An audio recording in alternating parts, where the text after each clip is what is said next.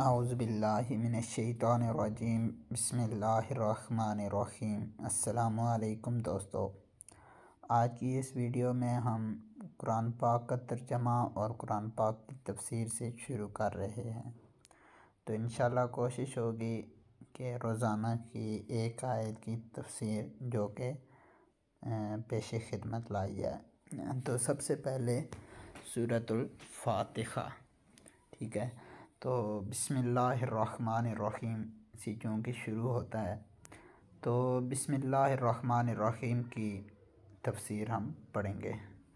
ترجمہ کنز ایمان۔ اللہ کے نام سے شروع جو بہت مہربان رحمت والا ہے۔ تفسیر صراط الجنان میں ہے۔ بسم اللہ، اللہ کے نام سے شروع۔ علامہ احمد ساوی رحمۃ اللہ تعالیٰ علیہ فرماتے ہیں، قرآن مجید کی ابتدا بسم اللہ سے اس لیے کی گئی تاکہ اللہ تعالیٰ کے بندے اس کی پیروی کرتے ہوئے ہر اچھے کام کی ابتدا بسم اللہ سے کریں، اور حدیث پاک میں بھی اچھے اور اہم کام کی ابتدا بسم اللہ سے کرنے کی ترغیب دی گئی ہے۔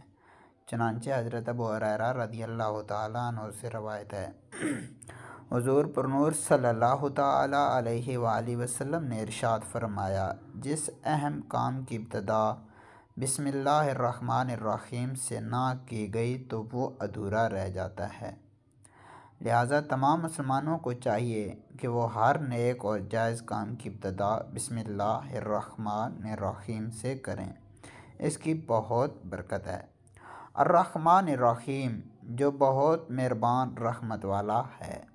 امام فخر الدین رازی رحمۃ اللہ تعالیٰ علیہ فرماتے ہیں، اللہ تعالیٰ نے اپنی ذات کو رحمان اور رحیم فرمایا تو یہ اس کی شان سے بعید ہے کہ وہ رحم نہ فرمائے۔ مروی ہے کہ ایک سائل نے بلند دروازے کے پاس کھڑے ہو کر کچھ مانگا تو اسے تھوڑا سا دے دیا گیا۔ دوسرے دن وہ ایک کلاڑا لے کر آیا اور دروازے کو توڑنا شروع کر دیا۔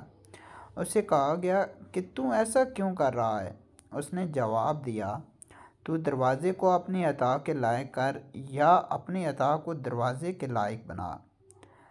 اے ہمارے اللہ عز و جل، رحمت کے سمندروں کو تیری رحمت سے وہ نسبت ہے جو ایک چھوٹے سے ذرے کو تیرے عرش سے نسبت ہے، اور تو نے اپنی کتاب کی ابتدا میں اپنے بندوں پر اپنی رحمت کی صفت بیان کی، اس لیے ہمیں اپنی رحمت اور فضل سے محروم نہ رکھنا۔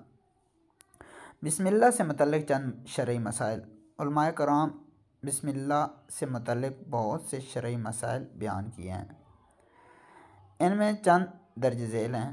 نمبر 1، جو بسم اللہ ہر سورت کی شروع میں لکھی ہوئی ہے یہ پوری آیت ہے، اور جو سورہ نمل کی آیت نمبر 30 میں ہے وہ اس آیت کا ایک حصہ ہے۔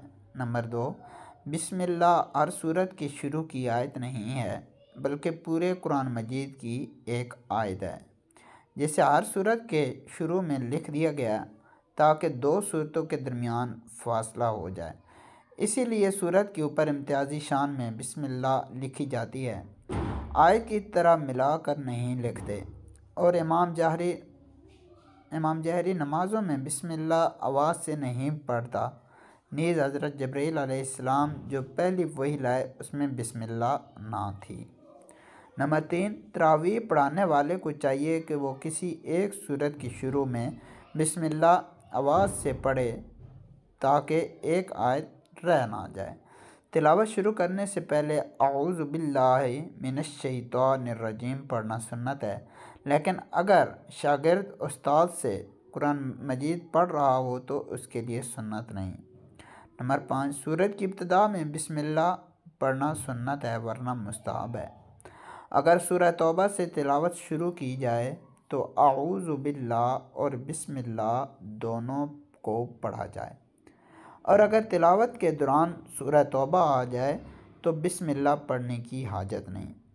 بسم اللہ شریف کے مزید مسائل جاننے کے لیے امیر اہل سنت حضرت علامہ مولانا محمد الیاس ستار قادری رضوی دامت برکاتہم العالیہ کی تالیف فیضان بسم اللہ کا مطالعہ فرمائیں۔